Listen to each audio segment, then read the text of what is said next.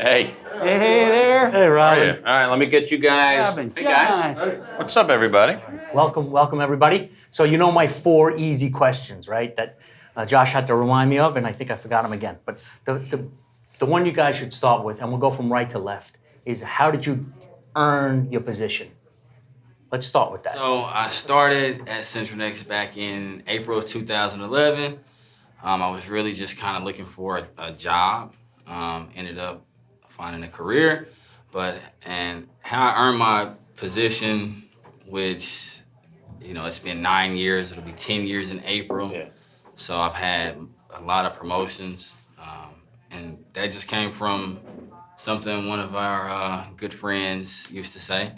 3 kind of golden, no pun intended, rules: show up, work hard, and be happy. Right. Nice. But with those, you kind of have to go a little more into detail, and I think really valuing my relationships, learning from others, both their mistakes and their accomplishments, and just being optimistic. Great. Good.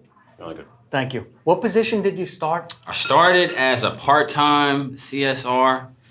I had a schedule that I don't think even exists anymore. It was a actually a Thursday through Sunday schedule. And this is back when we were only open until 2 on Sunday, so it was a 10 to 2 on Sunday. Oh, wow. But yeah, just showing up, working hard, and Smile. and being happy. Yeah. You kind of have to be happy. This is something I tell everybody. You kind of have to be happy working at Centrinex. Of course, in customer service, I think you can hear a smile through the phone. Yeah.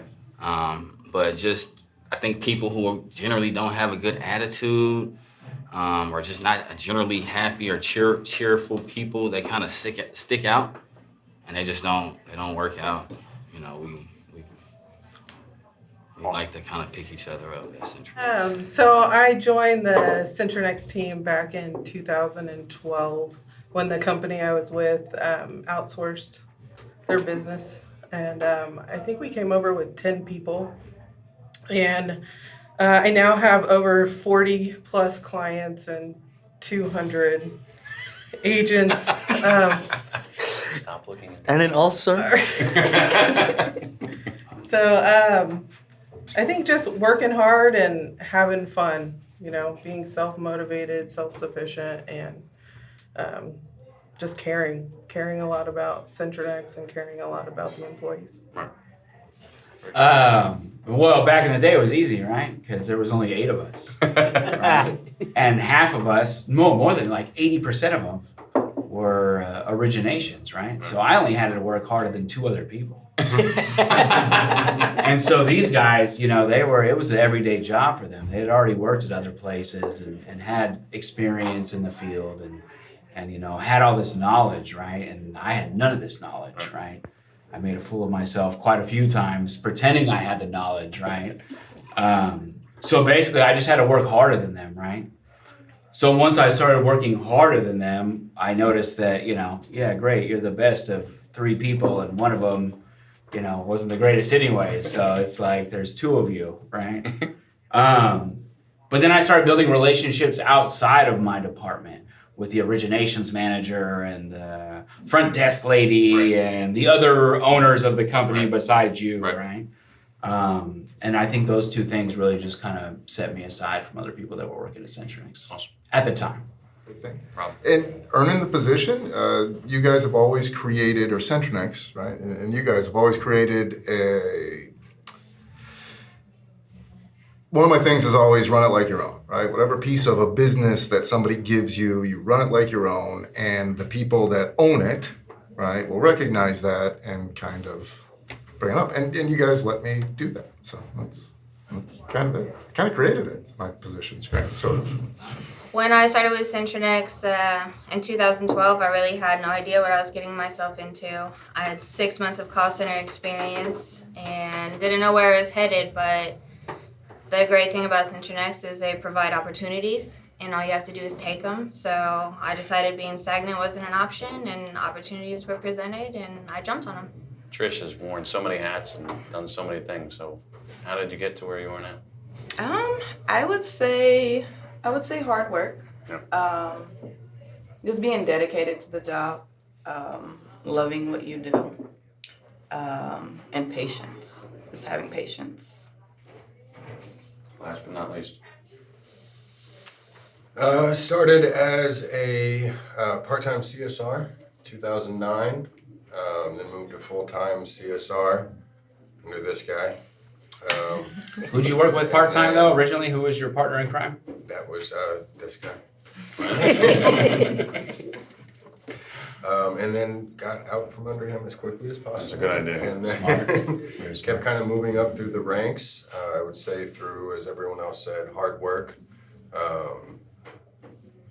Looking at challenges as opportunities, and honestly, when I didn't understand something, I wouldn't let it go until I did understand it, and then was able to utilize it in what I do. Your best Centrinex moment. And this time, we're going to start with Josh on this side of the table. Thank you. Probably when I got to smash a pie in Matt's face. And it's on the Facebook too. Oh, I love it. No, I would say right now, probably the growth when we started as just 8 CSRs working from an Excel spreadsheet, making outbound calls. We're up to over 30 people right now. We help with all of their customer service needs, working their inbound, outbound, their queues. So yeah, I would say the growth. I say my greatest Centrinex moment is a continuous moment. My journey from CSR to brand manager has been quite a journey, and to be able to give that opportunity to other people on my team is very rewarding. So When we got the new building, right, and then working there the first day and kind of realizing how this company was growing and where it was heading, and kind of realizing that, hey, maybe this thing that I didn't maybe like so much at first would be a good place to stay. Wow. My successes are based on everyone else's success, right? To be selfish, money was you had to have the money.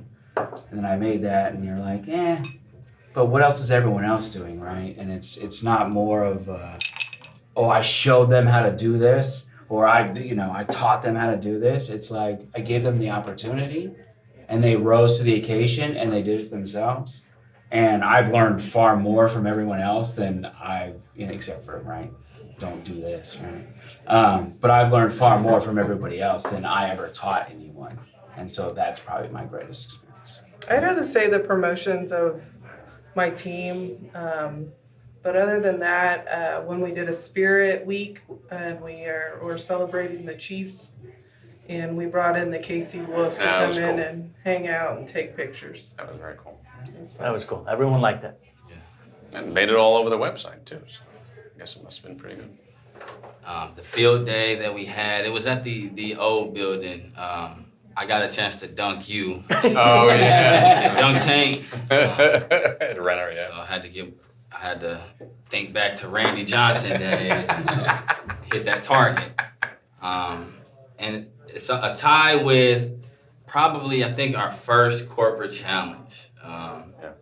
Just getting out there with the guys on the basketball court, fighting it out, and then almost as fun as playing was just watching the other events that you were not a part of, just seeing everybody from the office participate and come together, have fun. We had, and probably the kickoff, the corporate challenge kickoff events that we had at the Arrowhead. At Arrowhead Stadium. So those are always fun. So isn't that funny? That, that's the second person that mentioned that. Yeah. And, and what we remember... Dunking you? What we remember and what Jamie and Marissa and others remember is, trying to find someone to fill the spot of this or do this or do that. But there were tons of memories that were made, especially in the team sports, and how well we did, how poorly we did. I mean, whatever it was, that it's the team sports stuff that I think, it's fun because we were always out of our league, literally. Right. It always gave you something to look forward to, because you never know what that next corporate challenge shirt is going to be. You always have that shirt. Where Robin took one for the team plus. No. What's the best thing you've done for your team? And then what's a monumental moment for a client But first, your team. What's the best thing you've done for your team? I think the best thing I've done for my team is to try to create a certain mindset for the team. And that's, I have a saying, it comes from a movie that I love as a kid called Juice. But there's no one man above the crew. And I just tell them that, everybody's their own boss. We have to be independent. Everybody's their own boss. There's definitely rankings. But I always tell people, I'm not your boss, I'm your coworker. Nice. And I got that from my coworker, who was my boss at the time. So I just learning what I was taught and giving that knowledge to them. Right. And just letting them have a sense of empowerment, giving them a sense of entitlement, and giving them responsibility and opportunity. Shelly. I would say the best thing I've done for my team is celebrate the little things and be their biggest cheerleader. Not only just at the office, but at home too. Whether it's getting them to run their own teams or get into 401k to buying a house, Well, it kind of goes back to Gary because that's the first thing, right? It's that is that we work with each other. You don't work for me, you work with me, right?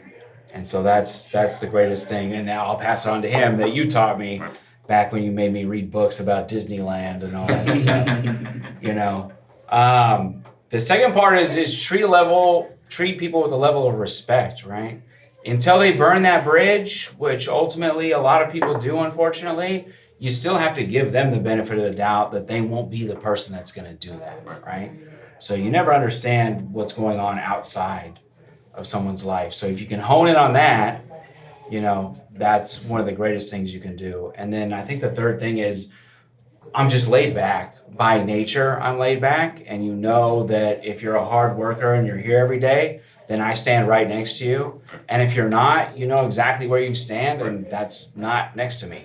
It's somewhere over in the corner, somewhere else. But I think those three things have made me successful. No, they can give up on themselves, but I never give up on them. The best thing I've done for my team is to not forget what it was like to wear any of their shoes. So whether it's being a CSR on the floor or an associate supervisor or a team lead, you have to be relatable. You have to make sure that you can understand your people, and That's great. I think for me, it would be just keeping an open door policy, just having an open ear for them. So whether it's talking about work-related things or home things, sometimes people just need to vent.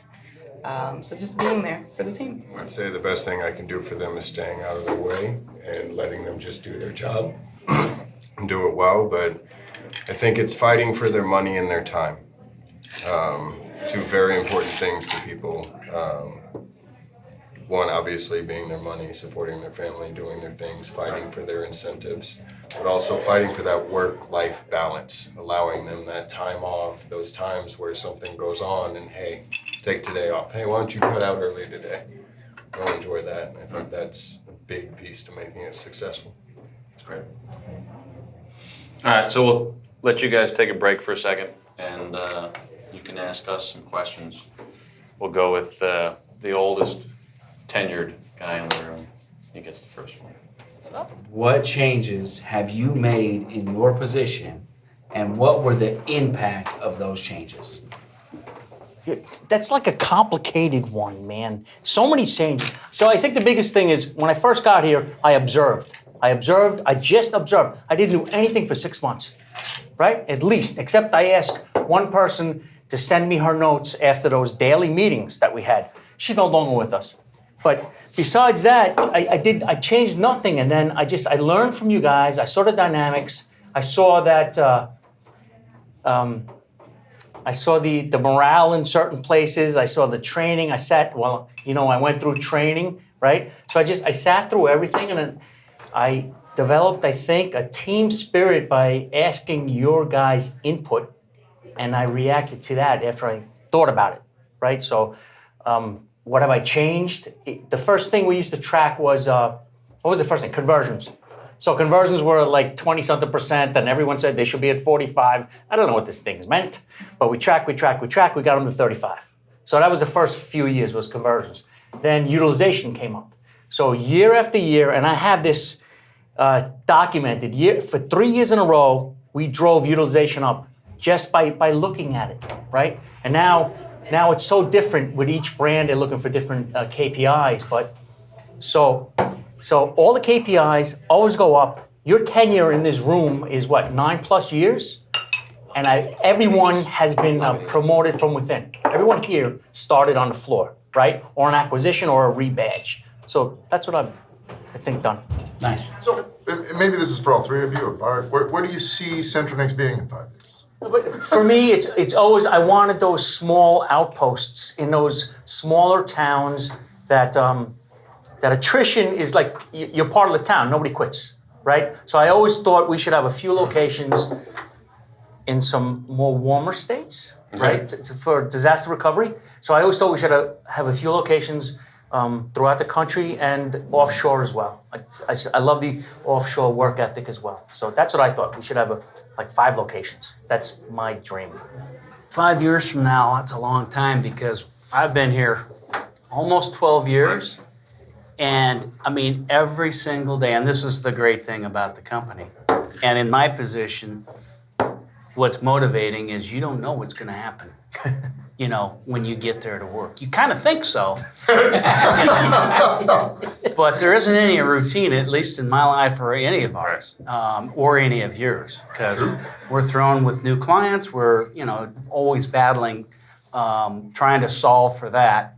But I think our track record is broadening to different disciplines in industries. Right. And our name is getting out there. We're getting some of the good tools.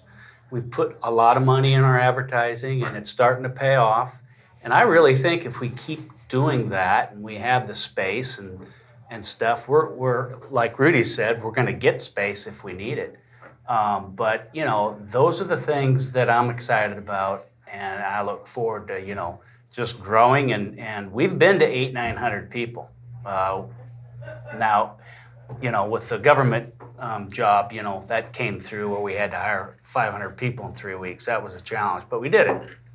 And but that was kind of a part-time thing. But it shows the flexibility of the staff here, and how we adapted to that and moved to a different location and all that stuff. But yeah, in 5 years from now, we're going to, just grow and continue to grow, and we'll be successful. I have no doubt about it. Look, I trust in all of you guys to be able to get us to the point wherever we need to get to. So I leave nothing to my own imagination. So what I mean is, I'm not going to paint ourselves into a corner and say that we're going to do this and we're going to do that, because if an opportunity comes up and it doesn't fit into that, then we're kind of stuck. So I know that any opportunity that presents itself, we can be successful in doing it. So in 5 years, we can be anywhere we want to wherever the opportunities present themselves.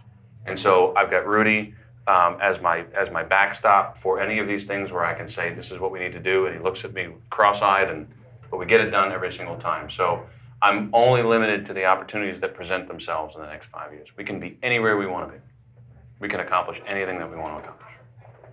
I can just add one thing, and it's you guys that are, quote, grooming the people that's going to take your jobs, and you're going to be growing upward. So, that's exciting in itself. So keep on, challenging your supervisors and managers and whatnot to fill those roles, because we're going to need that bench strength. That's right.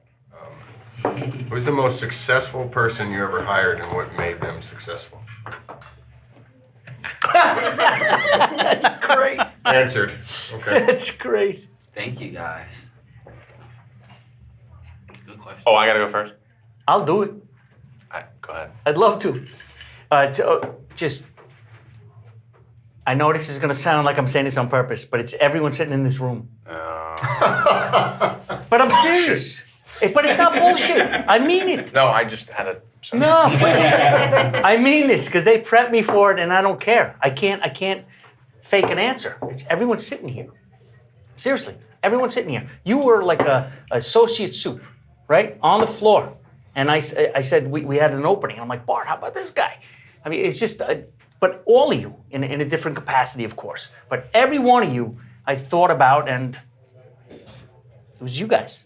It's you guys. It is. What is your number one rule? And I know Rudy. I know yours is centered around respect and respect for others. But I'll allow you to elaborate on that. But I'm looking for, again, this is just me picking your guys' brain to see if I can get 3 different answers and piece those together. So what is your number one rule? And I'm going to want to start with Rudy since we know yours is centered around respect. So I have a few sayings, right? Manners is respect for other people. I like that. It didn't happen if it wasn't written. And what's the other one? Inspect what you expect. But my overall rule, the way I think I judge life is, and people, is do what you say and say what you do. If you say something, that's a gentleman's agreement. I'm expecting that. I shouldn't have to follow up or I mean, especially, here. But friends at home, it's the same thing. Do what you say what you do. Integrity probably is my number one rule because, there's mistakes that's going to happen, and you just got to own up to them, and you can't sweep it under the rug. It'll come out, in the numbers, and I'll find it. No true words have been spoken tonight. I'll find it in the numbers. The numbers don't lie, right? No, they don't. No, they don't. But it's very good to have people who are very, very, work hard, and if they make us something, they admit it, and we work together and improve that stuff. So, yep. All right, so you want to do your last question? Yeah, so I'll remind you, right? It's about a monumental event you created for a client, like a huge victory. Share that, because you all have at least 5 what we've done with clients. So we had a client that was having problems with their phone system. Right. And so they were just kind of forwarding us the calls, and we were handling all their customer service.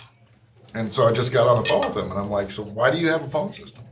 I was like, who else uses your phone system? And he's like, well, nobody. We just take the calls, and then they point to you. And I was like, well, how much are you paying for that phone system? And he sent me the bill, and I was like, how about you just use our phone system? So we kind of took them through the lease board, took their number over, made them feel, they've been with us for 4 years, so they're no concern about us taking care of all of their telephony, and it chopped a couple of grand off of the phone bill that they were using because we absorbed it. One of our competitors had their own call center, and they were servicing a large account for us, or for themselves at the time, and these guys were looking for a move, and so we were still on their software. So when we brought the customer over, we looked at it for a day, and we're like, oh, you're actually 4 or 5 days behind on the leads that you're purchasing. And he said, I don't understand what you're saying. And I said, well, these are the leads that come in. Here are the leads that you're working from 5 days ago. You're not contacting your customers. And it was like, oh, well, how many pages is that? I'm like, well, there's 30 pages of that. And, there's 10 or 12 customers on a page. So that's a lot of customers. Oh, well, we should stop doing that. I was like, yeah. And so within that, week that we figured that out, I mean, we went from starting 7 agents to starting 15 agents to starting 50 agents to starting 120 agents to starting 240 agents when it was all said and done. But it was just a very interesting start for them to be like, oh, that's where this is not working. Right. I would have to say creating a $1 million revenue stream for a client by creating a workout department for them. That's great. Yeah. Wow. Say something. Well, I think mine has to deal with something that we've all encountered, especially this year, is just us always being flexible and being able to be available. So I think moving one of our largest brands that we had at Centrinex from Kansas to an offshore partner in Costa Rica, and saving that client money while still providing great customer service. I think again, just the time frame that we were given and how we executed was beautiful. And they definitely appreciate it. They definitely appreciate it. You know, every client's different, and every client has their own kind of goal of victory. So, you know, whether that be taking one brand from 400,000 to $1 million on the street, saving them 7,000 in telco costs by taking over their phone system, putting the right people in the right place for the client, or quadrupling or more than quadrupling their staff in 3 months. So there's been a lot of victories this year for sure. I would say I would go back to just the growth of one of the current clients that we have. Just starting off as a small team and just growing with agents and also with the supervisor staff, and being able to take over a lot of their duties that they used to house. Right. You know, it was quite a client, but it wasn't the first time Bart actually sprung this type of project on us. We had a day's notice, and we had a client getting ready to start, and it started the next day, and they needed 20 people. It was supposed to be a temporary project, and we got our 20 people ready the next day. They were on the phones.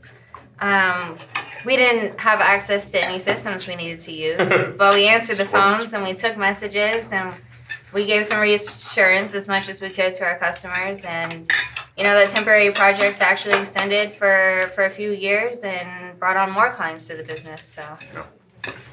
So you're all in these, think about it, you're all in these senior levels of management. And it has to affect your lives. In how you exist in your everyday, whether it's how you handle your family, your just dealing with everyday life. So, how does your role as a manager affect you when you leave the office? I would have to say, it definitely makes me more responsible. I have a family that's counting on me to do the right thing. I have a lot of employees counting on me to do the right thing and make the right choices or decisions. I'm usually the glue that keeps everything together. So do you think that you've always been that way, and that you sort of fit into that role, or you haven't and you've become that? I think a little bit of both. I think I had some of that, but I think even more that we're growing. I'm in charge of more. Yeah. So I have a lot more people counting on me, and the pressure's right there. There it is. I think it's made me a lot more responsible, a lot more self-accountable, Right. because obviously we're at work. We're with each other sometimes more than our own families. Some of our families, at least, anyway. So it becomes a behavior that you have. You know, once you start to act a certain way for a certain amount of time, just leading by example, having integrity, like you said, having respect for others, like you said, and having positivity. You know, when you clock out, that mindset doesn't clock out. That's right. So it's just like retrained my mind to just, again, be more responsible, have respect for myself, self-accountability, and have respect for others. But it's also made me expect more of others. Right. Like when I call my phone company or my utility That's right. provider, That's right. I expect a certain level of service because I know the level of service that we provide. So it's kind of like it's just balanced me out a lot. Yeah. And level spelled backwards is level. So I think balance is key. Christina, you could have left within a day or a week or a month of joining us because this was something new for you, and it was different for you, and you were at a smaller organization. You come to us, and all of a sudden, I remember talking to you and Shelley and saying, if you're uncomfortable with where you're sitting, don't worry because you're going to move in 30 days. all of this was thrown at you, and yet here you are, 7 years later. So how do you decide, other than Matt, how do you decide to stay and grow and want to and do better, and rather than going somewhere else and trying it there? Well, I was in a brand new state for maybe about 6 months before I started working and before I started with Centrinex. And I really didn't know what to do and I didn't know what to expect, but I did know that whatever I was going to do, I was going to do the very best job I could possibly do. And that's exactly what I did. And it was a lot of learning and a lot of stumbling and a lot of, ups and downs. But at the end of the day, it's starting fresh each day. It's coming to work the next day with a positive attitude. It's coming to work next day trying to be a better person than you were the day before. And I wasn't going to stop doing that as long as I had a place to allow me to do that. You took a weekend off in Texas 12, 13 years ago. Mm-hmm. You decided that the best decision that you could make was to shirk your responsibilities and leave. And so if that person were to show up today, what would you tell them?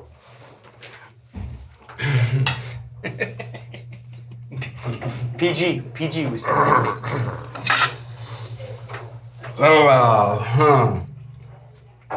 What do you know now that you didn't know then? That time is the only true commodity, right? Wow. Your picture and your vision of life is completely different as you age, right? Like before, you're just set on different paths, right? And so that path for me was, I'm gonna do what I feel like doing at all times, right? And I'm still that person. You already know. I'm still that person inside, but it's hard to keep that inside. But I'm glad I did, right? So I'm glad I was able to acknowledge that that was a choice, a poor choice in my life. And had it gone another way, I don't know where I'd be today, right? Robin got hit with a ground ball that would have made people still be laying on the ground on the field to this day. They would be sort of moving the field around you. They would have a statue sort of where you are. And on that night, not only did you say that everything was okay and get to the hospital and do whatever, but at 1:45 that night, you were doing shots with us at the Peanut. Yes. nice.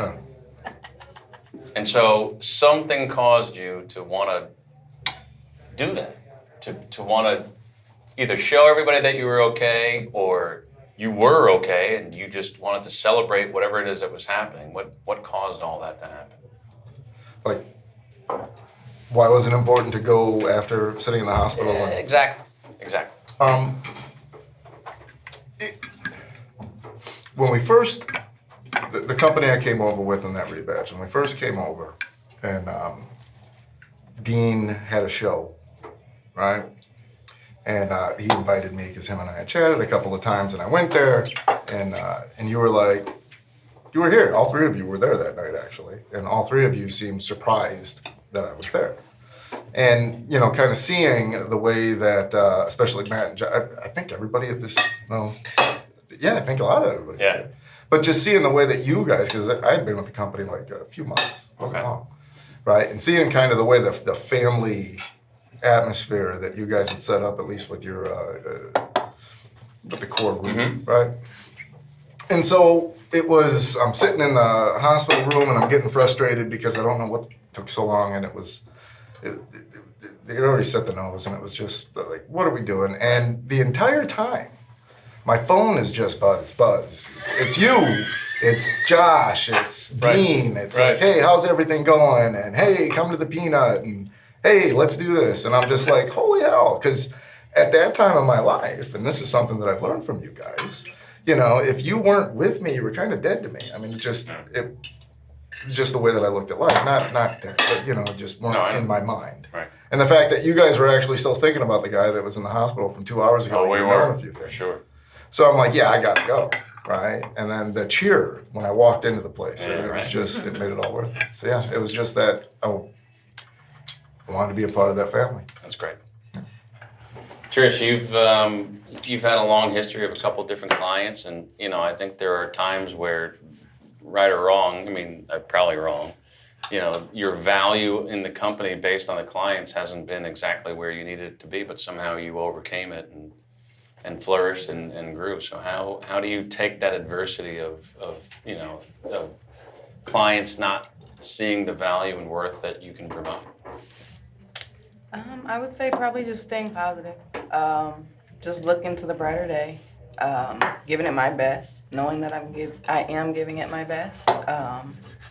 And just keeping a positive light. It could always be worse. Wow.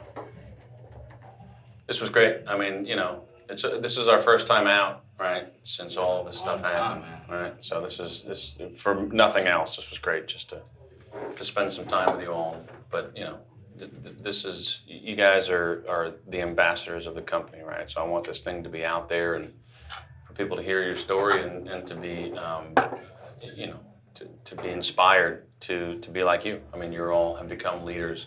Regardless of where you were 5 or 10 or 15 years ago, you were leaders, and you should be proud of that. And I couldn't be more excited to have you guys as a part of my team. So, thanks. We're very Thank thankful you. for you. Appreciate it. Cheers.